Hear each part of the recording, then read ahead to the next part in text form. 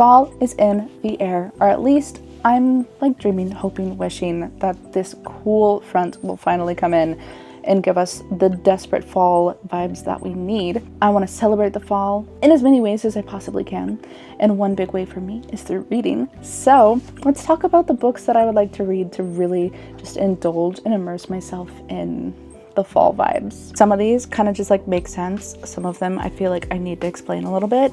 So let's get into it. First one doesn't really need much explaining other than it is The Familiar by Leigh Bardugo. I actually got this on release date and I have been waiting to read it. Everyone and their moms said that it is best to read this one in the fall time, just for a really atmospheric read. So that is what this is for. It's got to do with magic. So magic in Spain, and I don't know the time period. I'm not going to pretend like I know the time period, but it's older times. You know what I mean? Another Leigh Bardugo book. Ninth House, very iconic staple amongst the book community. It is dark, academic. It is about this girl, Alex Stern. She is a freshman in college. She gets accepted into Yale and is there on like a scholarship, I believe. But like the caveat of the scholarship is that she has to deep dive into these secret societies that are within Yale and sort of learn about them and stuff, and I think it has to do with ghosts too. That's basically all I know about that. We've got Foxglove by Adeline Grace. Actually, Wisteria is the third one in the series, which has already come out. So I've been sitting on Foxglove for a hot minute now. I really loved Belladonna, so much so that I pre-ordered Foxglove whenever it came out, and it is just so stunningly beautiful. It's a very eerie kind of atmospheric read. Really enjoyed the first one, and I'm excited to see where they kind of go with this. And then we have A Discovery of Witches. I have seen the TV show. I haven't seen the TV show. I've seen that there is a TV show. I've seen clips of the TV show. It just looks so stinking good, but I rarely read the book before I watch the TV show. And then I have a couple of classics. So we've got Frankenstein, which I've never read. I was supposed to in school. Did I? Nope. If you tell me that I have to read something, I'm not gonna read it. Now that it's of free will, I would like to read it. And then also Jane Eyre. This is a fully annotated copy that I got off of Thrift Books. I was not expecting it to be fully annotated, but I'm like kind of here for it. I did watch Jane Eyre, the movie, last year, and I really enjoyed it. I loved the creepy aspects of it. And so I think that this is gonna be really good.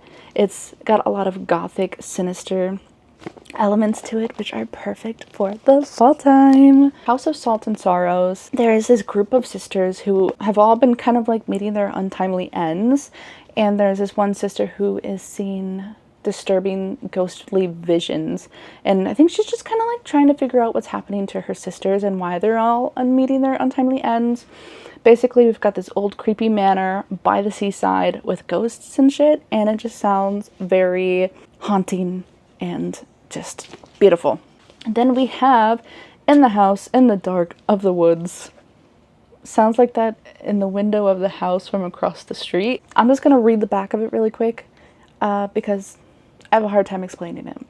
It says, in this magical and frightening tale of colonial America, nothing is quite as it seems. A wife gone missing may in fact have fled from her stifling, abusive home, and the inviting splendor of the new American wilderness may in fact be an orchestration by a malevolent force. Women who lack both voice and sovereignty may seek freedom at the price of damnation. So this just sounds really creepy, and last year I read Slewfoot, which was absolutely amazing. I loved the creepy, eerie aspects of it set in the colonial America time, because honestly, during that century and time period, it is just scary in general, but then you add all of the really creepy kind of creature aspects to it.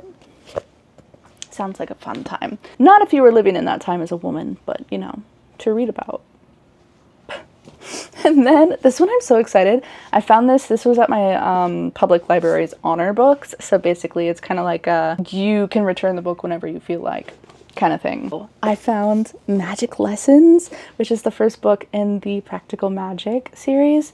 And so it's Magic Lessons and then Practical Magic. And if there's another one after that, I don't know what it's called, but I watched Practical Magic for the first time last year, and I just loved it so, so much. It just really truly spoke to my witchy heart.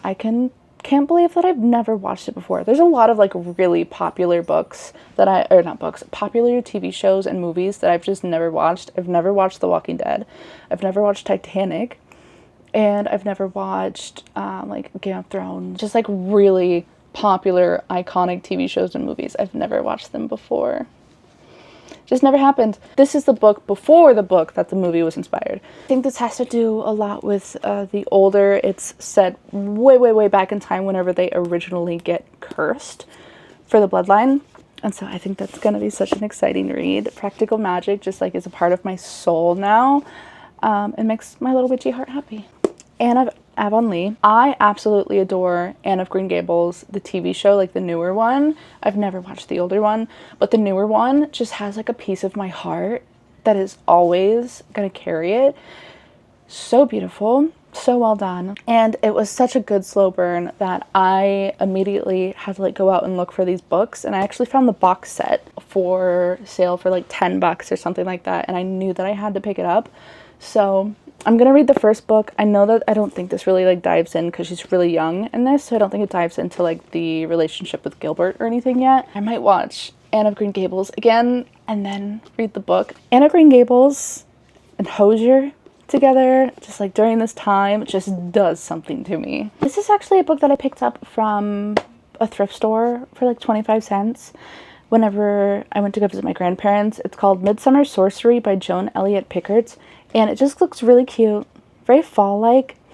It is about this woman and this man. They had like this really beautiful summer fling, and then summer was over and he left. And then 6 years later, he comes back and is basically like, I'm sorry I left, will you please take me back kind of situation. And she really never got over him. Could the two hearts once join under a bewitching moon find enduring love? With spellbinding emotion and passionate intensity, award-winning author Joan Elliott Pickard has created a moving tale of a love that heals with sweet and tender fire. He was more than she could resist, but once she surrendered, would Fletcher slay dragons for her heart. So that kind of like makes me believe that it might be a fantasy book, which like if I found a short little fantasy book that's like love and magic and stuff, how freaking cool would that be? And it's like so short, so short. I would just love that. I picked up Dark Lover by J.R. Ward. It is the Black Dagger Brotherhood series, and I feel like every TikToker and their mother and grandma read this series. It's vampires. What else really much can be said about it? I don't know anything about it, if we're being real here, but I love Vampire Diaries and originals, and I've never watched True Blood. That's another one, but it is on my list for this fall. I'm here for it. I'm here for it, okay? It's like a very highly talked about vampire series, so like I'm into it. And then also there is this book. It is a new release. It's called Rewitched by Lucy Jane Wood. I've seen that one kind of bopping around, but it doesn't come out until later in September. It is about this young woman. She's like between 20s and 30s, I believe. Possibly 30s, I think, actually. So she's just like woman. And she is trying to find like her magic for life. Not only like her actual magic, but like her magic for life and passion for life and everything again. That's why it's Rewitched. And it just sounds really just like a cozy, nice little witchy fall book. And I'm here for it. And I desperately want to read it. And then the other one that there's like two more that I've been thinking about reading, and The Company of Witches is one, which I feel people say if you love practical magic, Gilmore Girls, small town kind of witchiness.